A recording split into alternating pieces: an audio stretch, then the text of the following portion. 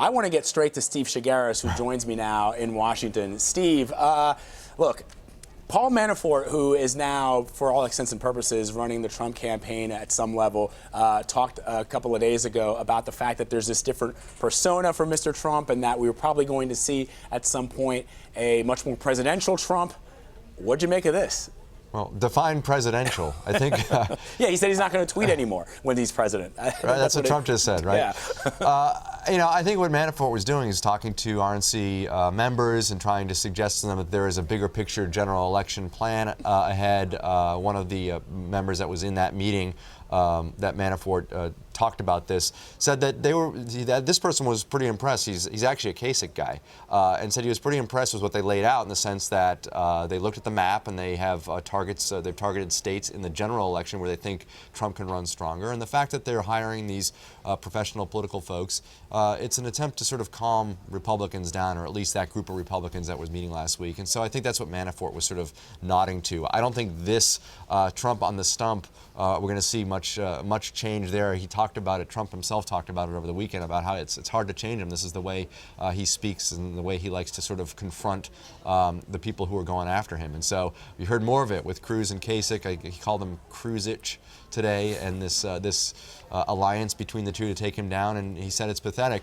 I mean, what it does show, what the Cruz-Kasich alliance does show, is that this is a tacit acknowledgement that they don't have a mathematical chance of taking Trump down in the primaries. They have to take it to the convention, and so this is sort of an admittance of that.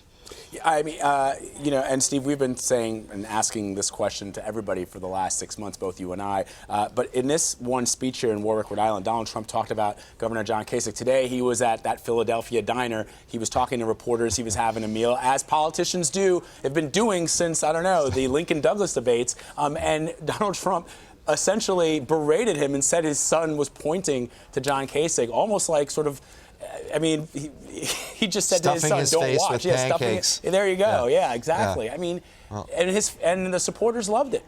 Yeah, the supporters loved it, and this is what happens. You cross Donald Trump, and you start getting into the personal, whatever you call them, insults, very explicit descriptions of what these guys are doing, whether it's sweating Marco Rubio or low energy Jeb Bush, and now you've got the pancake stuffing, face stuffing John Kasich.